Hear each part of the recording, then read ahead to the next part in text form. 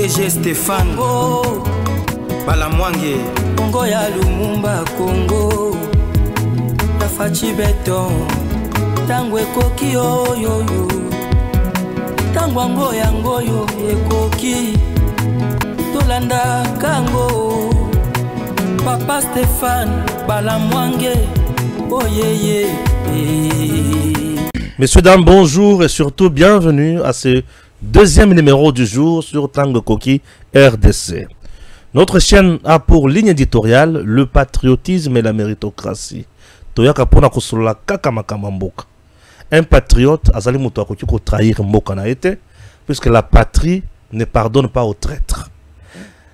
La méritocratie, tu es patriote oui, mais tu dois être aussi compétent. OK? Si tu n'es pas compétent, aux appels traîtres. Pour y très bien qu'il y ait mais au ligno zalaka kawana, tu nous freines. Nous avons besoin de gens qui raisonnent pour notre pays. C'est important. Nous devons apprendre au to yebité.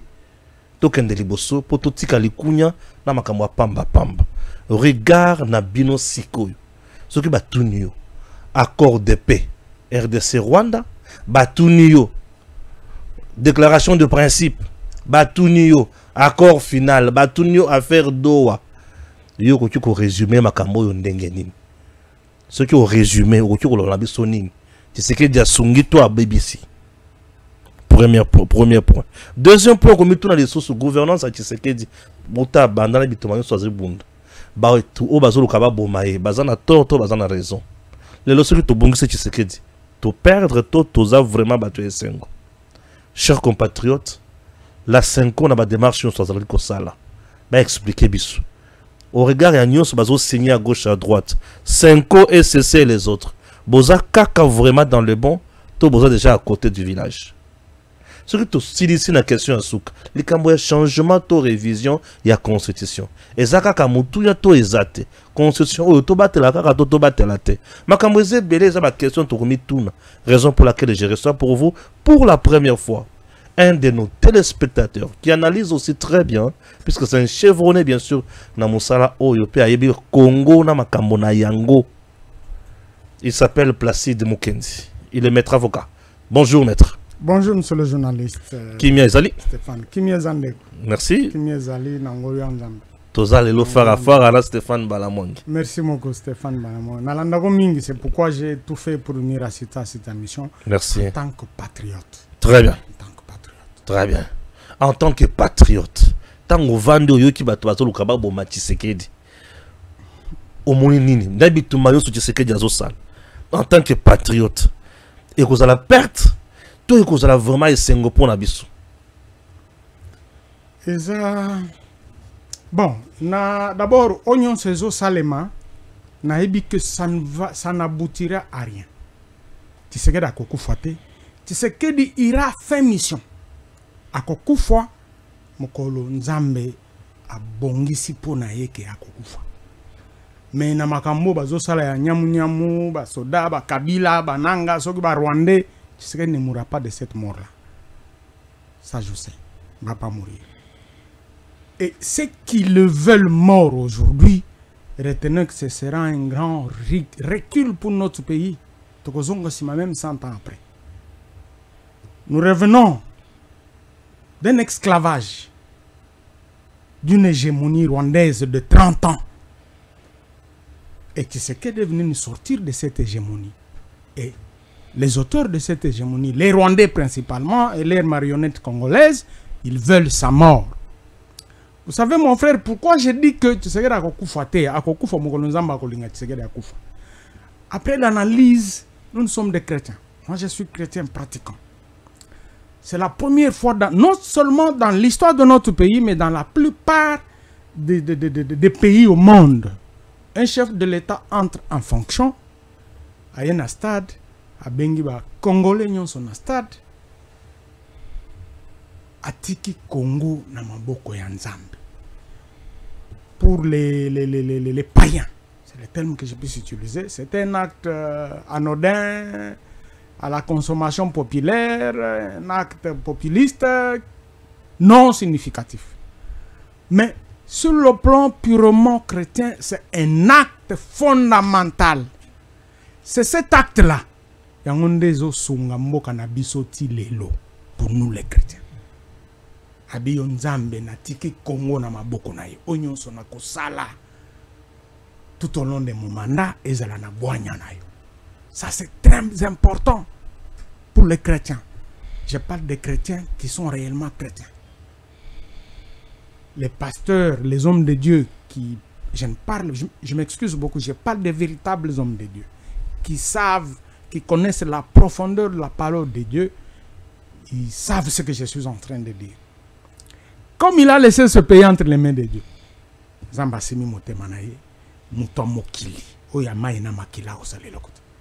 c'est ce que moi je sais. Pourquoi ils veulent tuer Tshisekedi? Voilà, c'est clair. J'explique, c'est facile. Tous nous savons pourquoi Chebeya a été tué. Est-ce que vous savez pourquoi? Non, je ne sais pas. Voilà, je vous l'ai dit, je vous le révèle aujourd'hui. Ok. Chebeya, nous connaissons qui l'a tué. Qui est le commanditaire? C'est par rapport au procès, ce n'est pas moi qui l'ai dit. Le procès, nous avons les témoins, nous avons appris. Il y a un témoin qui était, pas témoin, il était poursuivi, mais qui a été acquitté, qui dit que le véritable, qui nous a dit publiquement, parce que l'audience était publique, que le véritable commanditaire de la mort de Chebeya, eh ben, c'est Joseph Kabila Kabang. Il l'a dit lui-même, c'est pas moi. Je crois que tu connais le nom du militaire qui l'a dit. Paul Milambo. Mais pourquoi Chebeya a été tué? Chebeya fut le rare, ou parmi les rares Congolais, qui avait dénoncé, ou le premier Congolais à avoir dénoncé l'hégémonie rwandaise sur notre pays. Nous étions un pays géré par procuration par Kagame. Et c'est ça la vérité fondamentale en fait. Kabila ne faisait rien sans se référer à Kagame. Je reviendrai peut-être sur poser la question de comment Kabila est arrivé au pouvoir. On pourra y revenir. C'est une question qui va surgir. Effectivement, tout ce que Kabila faisait en termes de nomination, en termes de la grande direction du pays, c'était avec le dictat de Kagame. Et Kagame le faisait pourquoi? Kagame avait le pouvoir sur Kabila. Naturellement. Pourquoi? Ah, attends quand même que je termine avant. Allez-y, allez-y. Alors, vous savez, notre pays, aujourd'hui, tout ce que nous sommes en train de vivre, tout ça, ce sont les séquelles de l'hégémonie rwandaise. Que Tshisekedi a essayé pour utiliser, a réussi, pas essayé, il a réussi à déboulonner, pour utiliser son propre terme. Il a déboulonné la Kabylie, maintenant il a déboulonné ce qu'une Rwandaise qui vivant au Canada appelle Kagamistan, quelque chose comme ça. Dieu merci. C'est parce qu'il a avec Dieu en fait, qu'il a réussi cette mission. Il a avec Dieu. Pour revenir à Chebeya, Chebeya était le tout premier Congolais à avoir dénoncé sur la voie publique l'hégémonie rwandaise. Qu'est-ce que cela signifie? Sous couverture de tout-i congolais, de ce concept tout-i congolais, Kagame a déversé beaucoup de militaires rwandais dans notre armée. Un lieutenant ou un adjudant au Rwanda, vous avez lu Charles Onana, était parachuté au Congo général de brigade, général 3 étoiles, ainsi de suite. Chose curieuse, les officiers rwandais qui étaient dans notre armée avaient plus d'avantages que les officiers congolais. Il y en a qui sont morts de pauvreté. Et Chebeya a été le seul à dénoncer ça. Et l'ordre de tuer Chebeya est venu directement de Kagame lui-même. Parce qu'il était informé. C'est lui qui a dit à Kabila de les tuer. Ah. Mais oui. L'ordre de tuer Chebeya est venu de Kigali. De Kigali. De Kigali. Ok. Ouais. C'est venu de Kigali. Il faut tuer Chebeya. Je sais de quoi je parle. Tout simplement, il a dénoncé ça. Alors, pour asseoir l'hégémonie rwandaise au Congo, il fallait que Kagame a la même mise sur notre armée. Avoir la même mise, c'est quoi? L'infiltrer par les mécanismes de mixage ou tout ce que vous savez, brassage, tout ça.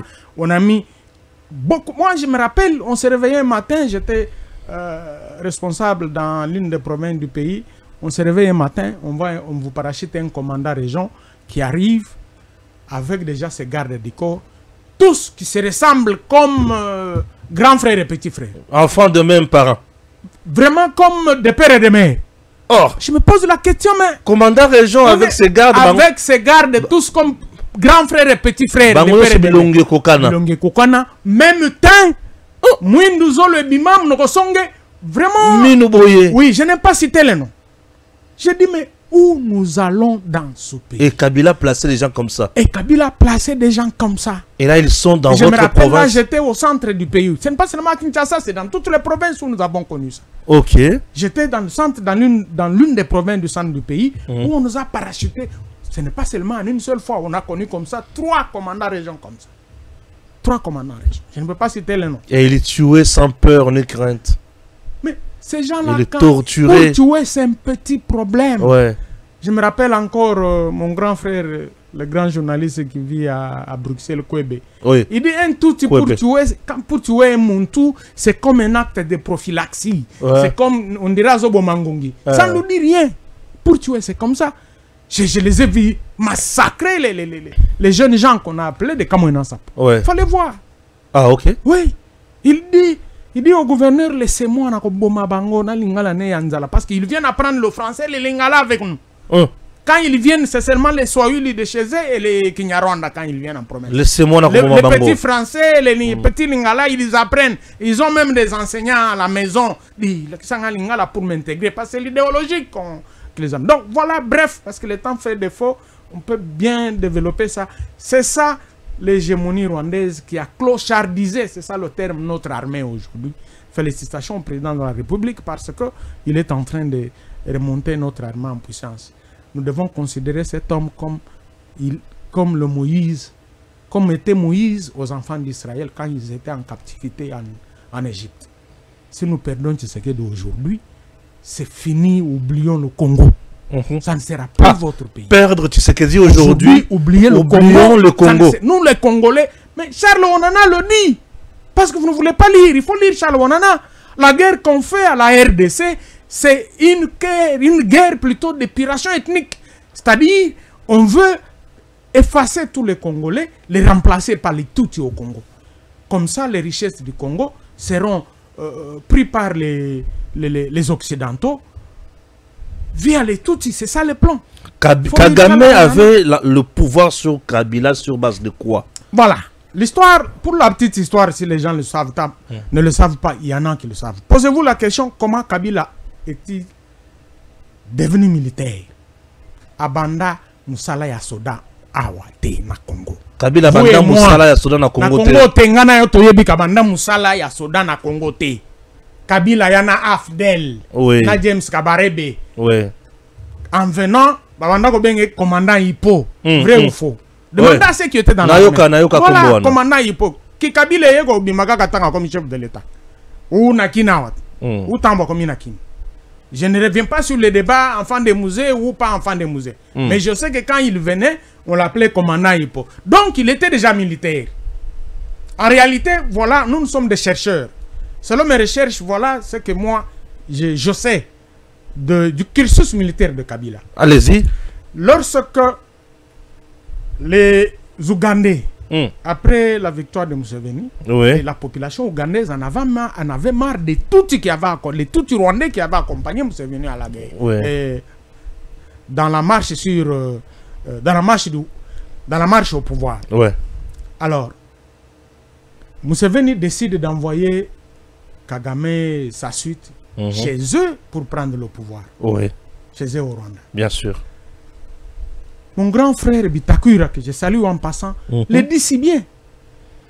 Il vous dit Kagame a lancé... Parce que, vous savez, les Tutsis ont la force d'être connectés à Kagame partout où ils sont au monde. Même ceux qui sont au Congo, ils vous disent qu'ils sont congolais, tout ça. Non, détrompez-vous. C'est vrai? Les mots d'ordre que Kagame donne, c'est ce qu'ils suivent. Ah, ils exécutent facilement. Mais oui, l'exemple ici, regarde votre type ici, Moïse, comment il s'appelle? Nyarugabo, il est où? Il est avec Kabila à Goma. L'autre, c'est qui? Rouberwa, il est où? Rouberwa, je ne sais pas. Alors, non, ils sont ensemble. Même si Rouberwa ne s'est pas fiché là-bas, je te dis qu'ils sont ensemble. Ok. Kagame, c'est leur maître à penser, c'est lui qui leur trace la ligne à suivre. Pour revenir à ce que je disais, je vous ai dit que le grand frère Bitakula vous a dit, Kagame a lancé un mot d'ordre pour que tous les Tutsis, à travers le monde, les jeunes Tutsis dynamiques, viennent suivre une formation rwandaise en Ouganda. C'est alors que Kabila, qui est en Tanzanie, comme fils adoptif des musées, est allé, a suivi le mot d'ordre. Il est allé en Tanzanie. Et en Ouganda, bien sûr. en Ouganda. Oui. Il a suivi sa formation militaire en Ouganda. Ok. Je rappelle ici, si vous ne savez pas, parce que maintenant c'est connu, James Kabarebe, Kabila Azobenga James Kabarebe, Noko. Oncle. Maman ya Kabila, Madame Clémentine. Ça, ce n'est pas moi qui l'ai dit. C'est le général John Numbi qui venait de le dire tout récemment. Maman Clémentine, la vraie mère de Kabila. C'est la grande sœur à Kabarebe. C'est pourquoi Kabila... Mais oui, c'est pourquoi Kabila les a suivis en Ouganda en formation militaire. Quand vous suivez les documentaires des musées, de l'AFDEL plutôt, James Kabarebe vous dit clairement que Kagame ne connaissait pas Kabila. Et ne connaissait pas Kabila Musée. Oui. C'est Museveni qui les connaissait parce que Kabila a vécu en Ouganda pour faire les... Il a fait le commerce de l'or après l'échec de sa rébellion. Alors, quand les Rwandais cherchaient les Congolais pour habiller, pour masquer leur... pour transformer leur agression en une rébellion congolaise, c'est alors que Museveni a dit à Kagame que je connais un monsieur qui s'appelle Kabila. C'est quand Kabila viendra en Ouganda. Vous comprenez? Et au Rwanda.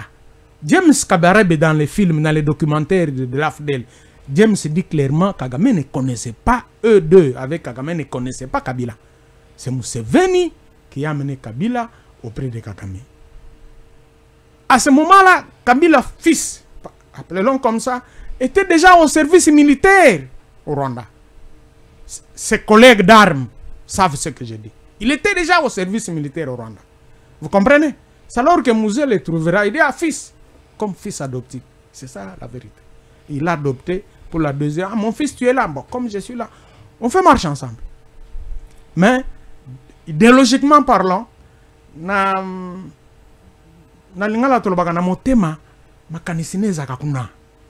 voilà que nous sommes agressés. Lui, ancien chef de l'État, au lieu de jouer le rôle du conseiller de l'actuel président, il accepte de rejoindre ses frères pour nous faire la guerre, tuer les Congolais. Comme si les plus de 10 millions de morts ne suffisaient pas. Très bien. Ils en ont tué. Donc voilà au moins ce que moi je connais dans mes recherches de l'histoire du cursus de Kabila. Très bien. Affaire Doha. Et ce qui fait que jusqu'à aujourd'hui, Kabila reste redevable à Kagame. Il ne peut rien faire sans se référer à Kagame. Très bien, très bien. Nous avons Doha et Washington. Voilà. Washington, là, nous voyons Tshisekedi, Kagame, nous voyons le gouvernement congolais, le gouvernement rwandais. Le premier acte posé, c'était la signature de principe, la signature de principe. Le deuxième acte posé, c'est l'accord de paix tel que préparé par les experts de deux côtés. Tout à fait. Et nous attendons la signature de l'accord final.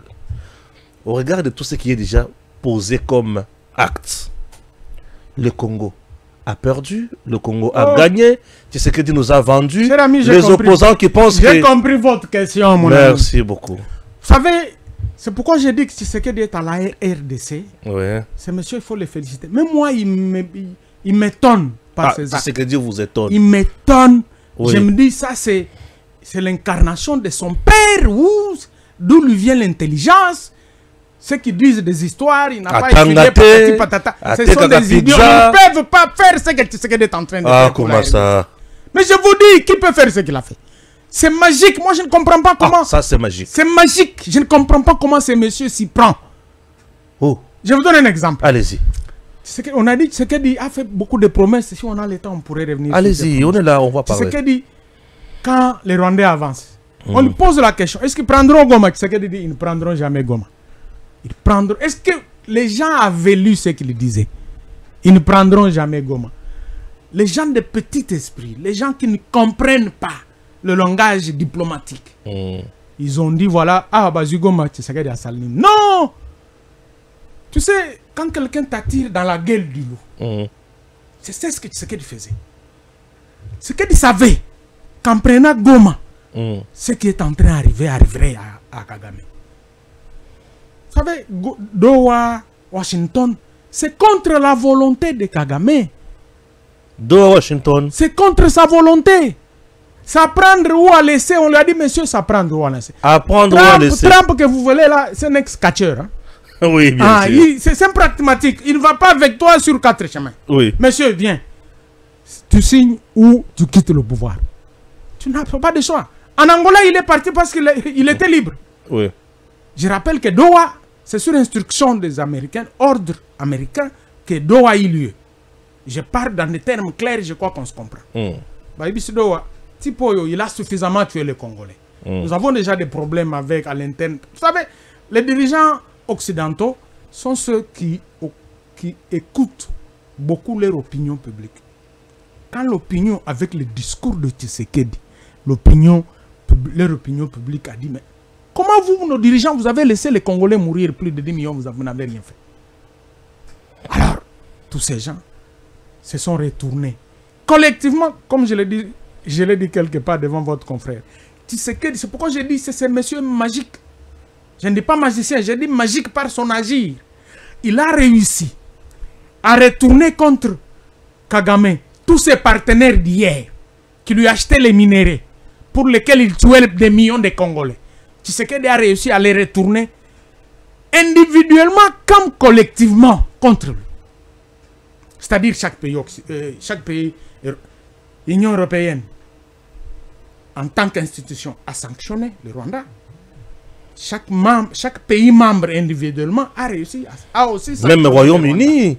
J'ai dit on se demande. Même Royaume-Uni. Mais l'Angleterre prenait le Rwanda pour un fils. Voilà, c'est pourquoi je vous dis, Tshisekedi, son agir est magique, incompréhensible. Il faut les éliminer pour le comprendre. Voilà pourquoi le premier acte, je reviens à ce que je disais au début de l'émission, le premier acte qu'il a posé, de laisser le pays, sa gestion entre les mains de Dieu. C'est un acte hautement fondamental pour nous les chrétiens. Voilà où nous sommes aujourd'hui. Quand on a pris Goma, on a dit finalement, on a suivi, ce monsieur a dit, Nanga disait. Nanga a dit, le 30 juin, nous allons fêter à Kinshasa. Bien sûr. Bazar Minaminito. Nazolo Kabangonan. Kinshasa pesa munene. Bakoya Kisasate. Tshisekedi est celui Tshisekedi, je crois que c'est le premier chef de l'État à avoir échappé à un plus grand nombre de tentatives de coups d'État que tous les chefs d'État au monde. Depuis qu'il est là, plus que chaque mois, chaque semaine, il y a toujours tentative de coups d'État qui échouent. Moi, mon père me disait, mon fils, quand tu vois quelqu'un, tout ce que tu fais contre lui échoue, il est avec Dieu. Et si tu continues à les combattre, sache que tu combats Dieu et c'est toi qui vas y laisser ta peau. Et lui ne va jamais. C'est pourquoi tu sais qu'il est en train d'évoluer. Personne n'avait, comme Congolais, n'avait imaginé que ce qui nous amènerait où nous sommes aujourd'hui. Tous les Congolais, du moins ceux qui comprennent comment évolue la chose. On peut dire maintenant qu'il s'agit d'une riposte rigoureuse. Nous sommes maintenant heureux parce qu'enfin nous serons libres. Avec Washington, nous serons l'accord de Washington, nous serons libres. Ceux qui critiquent cet accord ne sont que ceux qui veulent pérenniser l'hégémonie rwandaise au Congo. Merci. Ceux qui se retrouvaient, les clients, les Congolais, certains Congolais qui se retrouvent derrière l'hégémonie rwandaise. Sont ceux qui se retrouvent derrière. Voilà, au bandit qu'on le déjà. Ce qui arrive chez Doha, je conclue par Doha, c'est la conséquence. Vous savez ce qui s'est passé en réalité? Non, mais c'est ça, non? Nous sommes dans quel pays? Oui. Vous savez que c'est dans le Kivu où il y a le coltan. Bien sûr. Dans le Kivu où il y a beaucoup d'autres minéraux stratégiques. Birchlore, vous savez ce que cela signifie? C'est le minerai qui aide le fusée, birochlore comme on dit. C'est le minerai qui aide le fusée à être tout droit, ne pas rentrer au sol quand il décolle. Ouais. Ces minéraux, il n'y en a qu'au sud Kivu. Uniquement au sud Kivu. Dans le monde, il y avait en petite quantité dans certains pays, mais en quantité énorme, il y en a que dans le sud Kivu. Wow. Alors, ils veulent gérer pendant 8 ans pour payer des factures de guerre qu'ils ont. Kagame a des factures de guerre qu'il doit payer. Toute guerre coûte cher, mon ami. T'en fais pas. Vous savez, c'est un obus qu'on tire là. Ça coûte combien? Non, comme on dit, lance-roquette. C'est pas moins de 10 000 $. Une lance-roquette. C'est pas moins de 10 000. Un char plutôt. Vous savez combien ça coûte? Mais les avions de guerre, tout ça. C'est de l'argent. Quand il s'est vu que, parce que c'est la première fois, depuis que Kagame mène sa guerre au Congo, c'est la première fois qu'il perd le plus grand nombre de Rwandais dans la guerre. des militaires rwandais. C'est la première fois. Effectivement. Abungi Saba, soldat et belé. Koufi et belé. La première fois, armée Nabiso, et boma ba Rwandais belé, ba soldat rwandais belé na Congo. Abandako banka guerre raison na Rwanda. Il a pris des engagements à s'endetter partout, n'a pas partenaire en leur promettant les minéraux congolais. Maintenant qu'il ne sait pas payer, il ne sait pas leur fournir ces minéraux. Ouais. Dernièrement, il est tombé malade. Il y a eu une rumeur, on a dit qu'il il est dépassé. Il n'est pas Kagame est dépassé. Dépassé. C'est pourquoi j'ai dit l'agir. L'agir, c'est la façon d'agir. Ouais. On a besoin de comprendre le français. L'agir, c'est en bon français, c'est la façon d'agir. C'est une métaphore. C'est magique. Incompréhensible pour le commun mortel. Il n'y a que les initiés qui comprennent. Ah, ces messieurs nous amènent. Ah, voilà. Plus d'une fois, on a demandé au chef de l'État. Ils prendront Goma, ils disent non, non. Mais ils étaient en train d'avancer. Vous vous rappelez? Ils avançaient toujours vers Goma. Ouais. On lui pose la question, est-ce qu'ils vont prendre Goma? Ils ne prendront jamais Goma. Ils ne comprenaient pas le langage du chef de l'État. C'est comme quand il a dit aux gens, je ferai du Congo l'Allemagne d'Afrique. Les petits esprits ont pensé que qu'ils devraient construire des gratte-ciel, des métros. Non, non, non, non, non, non, ce n'était pas. Nous sommes en train d'arriver vers là, l'Allemagne d'Afrique. C'est quoi? C'est en termes de leadership. L'Allemagne, c'est le leader de l'Union européenne. Notre Congo, là où le chef de l'État nous amène aujourd'hui, c'est faire du Congo le leader du développement africain. À un certain moment, c'est le rôle que Mobutu a échoué. Être leader, Mobutu avait réussi. Mais faire décoller l'Afrique sur le plan socio-économique, Mobutu a réussi. Difficile. Merci. Donc voilà. Maître Placide Mukendi, c'est bien lui qu'il s'agit. De lui qu'il s'agit. Alors, chers compatriotes, Maître Alobi, tu sais que Jackie Moussika, mais Nalandi Bayi politique, il y a Congo, Nalandi Senko et les autres, c'est une solution partielle. Il faut un accord sous l'égide Senko et CC pour Namakambo et Vandamalam. Je rappelle que je ne suis pas pessimiste, hein, mais je ne suis qu'analyste. C'est que la SEMCO et SCC sont en train de faire. Je ne suis pas pessimiste. Mais ma petite analyse, la petite connaissance que j'ai de l'espace géopolitique congolais, ce qu'ils sont en train de faire n'aboutira à rien parce qu'ils sont mal partis. Comment mal partis? Ils disent que, j'explique. Allez-y. Ils disent que l'accord de Washington n'a pas pris en considération les causes profondes de la guerre. Ce n'est pas leur discours. Ce n'est pas la première. Est-ce que c'est la première fois que vous entendez ça? Kagame l'a dit lui-même. Quand les Occidentaux ont commencé à faire pression sur lui, Kagame a dit, mais tout ce que vous me dites là, c'est parce que vous ne connaissez pas. Il faut que Tshisekedi prenne en compte les causes profondes du malaise ou de la crise. Quelles sont ces causes profondes? Voilà, je reviens. J'ai défini les causes pour Kagame. Je reviendrai aux causes parce qu'elles n'ont pas défini les causes profondes. S'ils ne définissent pas, donc ce sont les mêmes causes profondes dont parle Kagame. Pour Kagame, les causes profondes, c'est quoi? On doit donner la nationalité aux Tutsis rwandais qui sont ici parce que je rappelle, bien sûr qu'il y a les Tutsis qui étaient là depuis des millénaires, en fait depuis des décennies, n'est-ce pas? Ça ne pose pas un problème, la nationalité ne pose pas un problème parce qu'ils ont toujours vécu chez nous au Congo. Comprenez?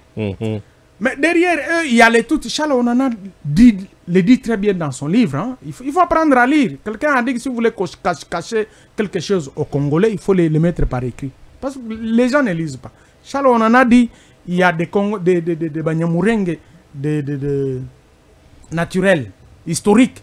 Et les Banyamulenge ou les Tutsis des circonstances. Les circonstances, c'est quoi? Ce sont les Rwandais, pour la plupart militaires, ou qui ont suivi une formation militaire, que les Rwandais a parachuté parmi les Tutsis qui étaient au Congo, comme quoi disant en cas d'attaque, qu'ils puissent les défendre. C'est ça qu'on appelle les Tutsis. Et le Congo n'a pas besoin de ces gens-là. Alors pour Kagame, il faut prendre tous ces gens, les considérer comme des Congolais, les mettre dans la vie politique congolaise, les mettre dans l'armée. Alors que ce sont des Rwandais. Qu'ils fassent de notre armée ce qu'ils ont fait pendant 18 ans. Par mixage, tout ce que vous voulez. Et tout ce qui va avec. Voilà ce que Kagame appelle cause profonde. Mon cher, dis-moi un peu. Dans l'histoire des États, avez-vous déjà vu, nous avons connu des minorités, des minorités dans beaucoup de pays. Et lorsque une population minoritaire est maltraitée par un pays X, est-ce qu'un pays grec peut prétendre faire la guerre à ces pays pour défendre cette minorité-là. Autrement dit, c'est quoi? Yo zana mboga na yo, ngana zana mboga na nga. Ozana population na yo. Siko ngai na zolo na mboka na nga na bime. Yo na mboka no ozo nyokola bangala mingi yo. Il faut na salo guerre. Allez, est-ce que ça s'est fait où? La réalité c'est quoi? La réalité c'est créer l'État Toutiland à l'est du pays, c'est-à-dire le Kivu, le Nord. Nous revenons à ceux qui sont en train de dire il faut nous donner la gestion de cette partie pendant 8 ans. Non, pendant 8 ans, ils ne vont pas se appellent ça c'est Congo ce que les oriental. Rwandais ont toujours. Alors, voilà au moins c'est que Kabila et Kagame appellent cause profonde de la crise. Pour cause profonde, il y a un élément que j'ai ignoré, il le dit souvent, c'est que les limites coloniales ont été mal tracées. On a pris une grande partie du Rwanda, on a mis au Congo. Il faut que le Congo nous rétrocède cette Donc là, il nous amène directement dans l'accord de Lemera. Voilà. Et du 23 mars. Depuis tous ces temps, ça a toujours été le leitmotiv de toutes les guerres que le Rwanda mène au Congo. Il s'est rendu compte qu'il y a beaucoup de minéraux grâce auxquels le Rwanda peut se développer. Il faut récupérer cette partie. Nous avons suivi quand ils ont pris quand ils ont pris Goma. Je suivi un pasteur rwandais en train de prêcher dans une église. Il dit Masisi César Abisso. Bien sûr. Je crois que tout le monde a suivi ça sur les réseaux. Oui, moi je connais la vidéo. Voilà le leitmotiv véritable de la guerre que les Rwandais mènent. Bref, tous ces éléments réunis constituent, selon Kagame, les causes profondes de la crise au Congo. Vous comprenez? Alors, si Semco ne sait pas nous dire quelles sont les causes profondes, donc nous disons les causes profondes, parce que les mêmes causes produisant les mêmes effets, les causes profondes sont les mêmes pour Kagame et pour ECC. Namukuse ECC na Semco, il y a des causes profondes des années.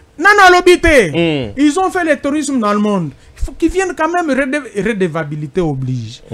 Sa population, les conclusions de leur périple.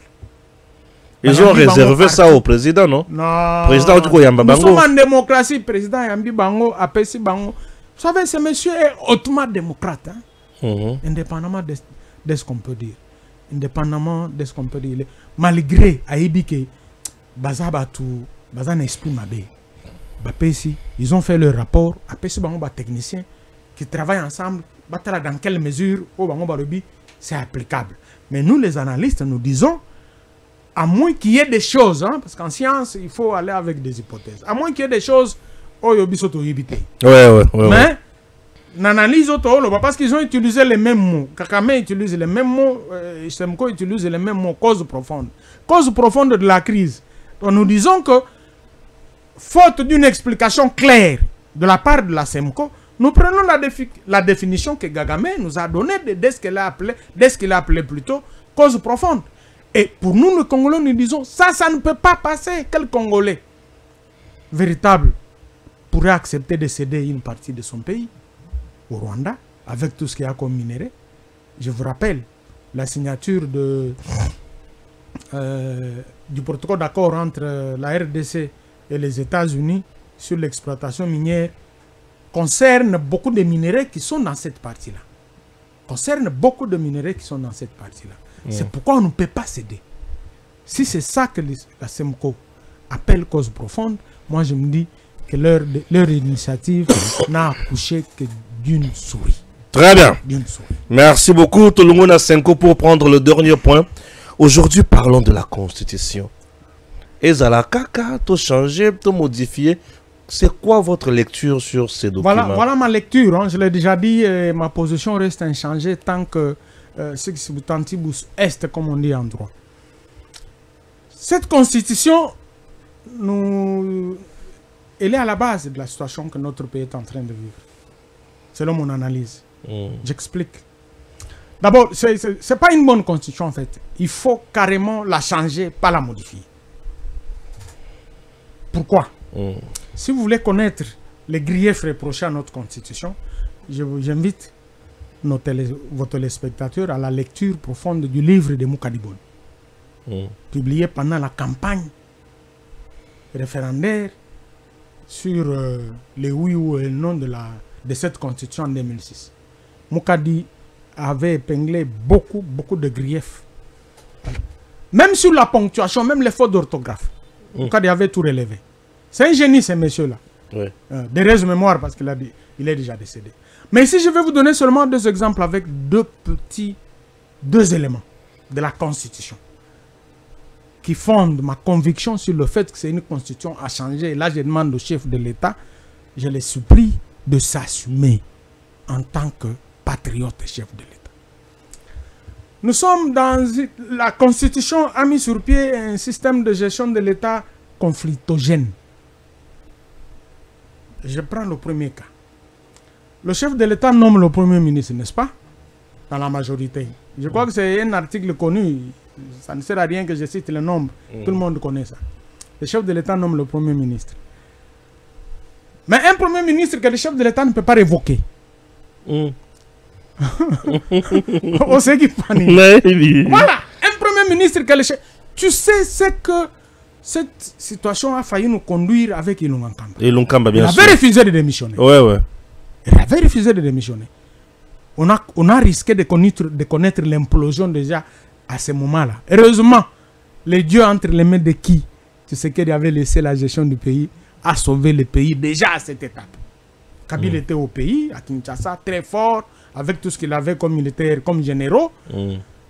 Imaginez-vous ce qu'il aurait dû faire. Ah oui. Voilà. Le chef de l'État nomme le Premier ministre. Le Premier ministre, mais qui ne peut pas révoquer. Il faut que le Premier ministre vienne démissionner. D'abord, cette situation, ce mécanisme viole. En droit administratif, nous avons un principe sacro-saint.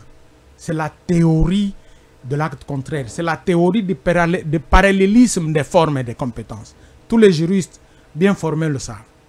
La théorie de parallélisme des formes et des compétences. C'est-à-dire quoi? Je suis chef de l'État, je nomme le premier... Pour ne prendre que notre exemple, chef de l'État, je nomme le Premier ministre par ordonnance et les ministres par ordonnance. Je dois prendre l'acte contraire sur l'échec.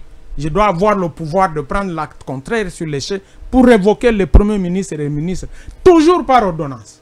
C'est ça qu'on appelle parallélisme des formes et des compétences. C'est un principe, une théorie sacro-sainte en droit administratif.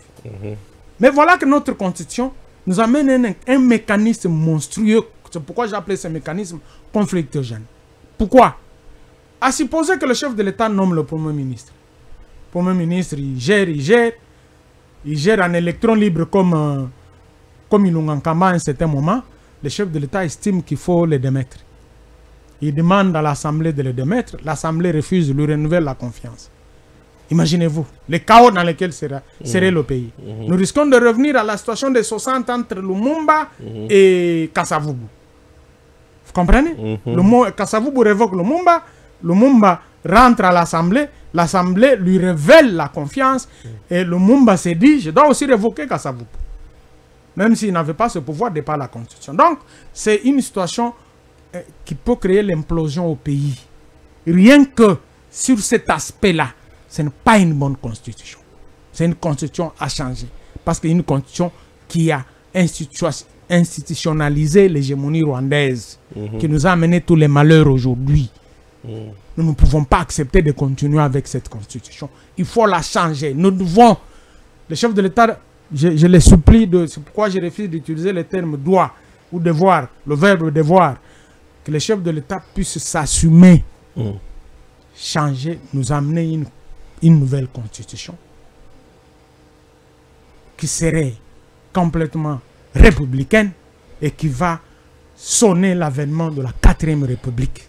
J'arrive au deuxième exemple. Je vous ai dit que s'agissant de cette constitution, je donne 2 exemples, faute de temps. Le deuxième exemple, c'est... Vous savez que cette constitution a fait de notre pays un État, un non-État en fait. Parce que par définition, tous les constitutionnalistes le savent. Un État, c'est l'ensemble de la population, c'est l'ensemble des éléments suivants. La population, le pouvoir politiquement organisé et le territoire. Vous comprenez? Très bien. C'est ça qu'on appelle l'État. La population, le pouvoir politiquement organisé et le territoire. Maintenant, Cette constitution a fait de nous un pays sans territoire, comme la Palestine. Pourquoi? J'explique. La constitution a refusé. J'ai suivi quelqu'un dire que c'était sur ordre de Louis Michel. Sur ordre de Louis Michel, qui avait dit vous devez enlever la loi bakagique de votre constitution. Je crois que vous êtes journaliste d'investigation, vous devez aussi avoir suivi ça. Alors, quand la constitution ne stipule pas sur la propriété du territoire congolais, la propriété de l'État sur le territoire congolais, cela veut dire quoi? Cela veut tout simplement dire que l'État congolais aujourd'hui est sans territoire. Je ne sais pas ce que vous avez dit. En français, mais c'est la manière façon d'expliquer parce que c'est scientifique. Na zongeli kopesa na bandela ki kopesa signification il y a mon État comme État congolais. Dans le but que ça ensemble il y a territoire, ensemble il y a pouvoir politiquement organisé, ce qu'on appelle gouvernement, ce qui a accouché du gouvernement et le territoire. Il y a un quatrième élément que j'allais oublier, le vouloir vivre collectif. Vouloir vivre collectif. Il y a des auteurs qui disent que le vouloir vivre collectif est sous-entendu quand la population vit déjà ensemble, c'est le vouloir vivre collectif. Il ne faut pas en faire tout un élément constitutif de l'État. Mais la majorité, la thèse dominante, ajoute le vouloir vivre collectif comme l'un des éléments constitutifs d'un État. Parce que quand la Constitution dit que l'État exerce sa souveraineté sur le territoire, ça c'est une formulation chimérique qui n'explique rien. L'État exerce sa souveraineté. C'est ça que la Constitution dit. L'État exerce sa souveraineté sur le territoire. Sur le territoire. Mais voilà, en droit international, hein, l'exercice, le concept d'exercice de la souveraineté est intimement lié à la notion de propriété. C'est-à-dire quoi? C'est-à-dire vous ne pouvez nullement, vous ne pouvez aucunement exercer votre souveraineté sur ce qui ne vous appartient pas. Vous comprenez la conséquence?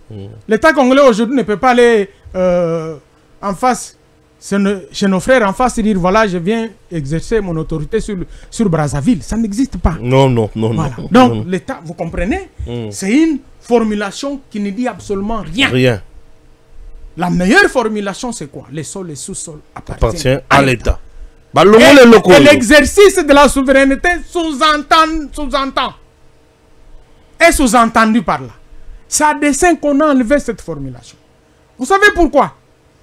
Je vous renvoie au décret constitutionnel avec lequel Kabila Mouzé a géré le Congo. Vous savez ce que ce décret constitutionnel disait? Non. Je vous rappelle que Kabila Mouzé, tout le temps où il était au pouvoir, il n'avait pas de constitution. Nous aurons une nouvelle constitution seulement en 2006, n'est-ce pas? Et quand Kabila Mouzé, tout le temps qu'il était au pouvoir, 2 ou 3 ans là, il avait un décret qu'on appelait un décret constitutionnel. Il y avait un article dans ce décret qui disait les sols et les sous-sols, les eaux, tout ce qu'il y a sur le territoire appartient à l'AFDEL. Est-ce que vous êtes au courant? Oui, je sais. Tapez sur votre appartient à l'Alliance, je sais, voilà. Je sais. Raison pour laquelle le membre de l'Alliance s'est partagé. C'est pourquoi les membres de l'Alliance... Museveni prend le Touri. Rwanda prend ce qu'il veut. Voilà. C'est pourquoi quand Kabila, comme il était l'émanation du Rwanda, on lui a dit, monsieur, il ne faut pas mettre cette disposition-là. Nous sommes dans la logique que les sols et les sous-sols congolais appartiennent à l'AFDEL. Et nous devons nous servir comme nous voulons. Vous comprenez la philosophie? Alors aujourd'hui, lorsque la constitution actuelle laisse cette ouverture-là, chaotique, ça justifie ce que nous sommes en train de vivre aujourd'hui. Ça justifie ce que nous sommes... Voilà pourquoi, moi, en tant que juriste, je milite plutôt en faveur d'un changement radical de cette constitution. Très bien. Cette constitution. Donc, moi, je ne peux pas aujourd'hui accepter que nous pouvons qu'on fasse de nous un pays sans territoire, c'est-à-dire un non-État considérable à la Palestine aujourd'hui. Tu as vu que l'Israël est venu les chasser comme des chiens. Bien sûr que oui, bien sûr. Voilà. C'est un mécanisme qui fait qu'on vienne un jour nous dire de quitter d'ici parce que ce n'est pas votre territoire. Vous dites, mais c'est notre territoire. Mais votre constitution ne le dit pas. Quittez. Ce n'est pas votre territoire. Pas facile. Voilà au moins ma thèse, hein, ce qui justifie ma position en faveur d'un changement radical de cette constitution par une nouvelle qui va sonner l'avènement de la 4e République de notre pays qui sera effectivement républicaine. Merci. Il s'appelle Placide Mukendi. Il est avocat. Il a essayé de répondre à ma question correctement. Et il nous a révélé aussi des choses dans cette émission. Hollandais, mission Maleboso, Hollanda, les sous, Oyo Kamakamalobi, et Zamoto Makasi. Mais, apôtre a aussi parlé. Patrick, il a parlé, il a dit des choses. Je vous prie aussi de suivre, apôtre. Et on se retrouve après. Merci. À moto, sur la tête, entre les bras, à chacun son moyen de transport de ce sac de maïs. Bienvenue au camp Tchachi où le commandant du service national a tenu à superviser personnellement la vente de cette denrée. Une inspection pour s'assurer que les instructions du commandant suprême Félix-Antoine Tshisekedi sont exécutées à la lettre. Elles vont du prix de ce sac de farine de maïs de 25 kg à l'approvisionnement régulier de cette denrée dans des cantines militaires. Sur place, le lieutenant-général Jean-Pierre Kassongo-Kabouik a constaté que l'opération se déroulait dans l'ordre, la discipline, mais surtout dans la dignité. D'un côté les officiers, de l'autre les femmes des militaires, les hommes de troupes ou encore les blessés de guerre, personnel civil travaillant au camp. Au total, 4 caisses équivalent à 4 camions remorques contenant 4000 sacs de farine de maïs de 25 kg. Le prix d'un sac est à 18 000 francs congolais, soit plus de 3 fois moins qu'au marché. Reconnaissance au président de la République et au service national était donc au rendez-vous. Papa, merci beaucoup. Papa Fachi Béton. Au salibiso esengo makasi na biso basi ya basoda. Toyebelo toki ko pesa na yote. Vina sepeli vraiment donc isungi biso. Merci pour le chef de l'État, président de la République. Toza toujours simanae.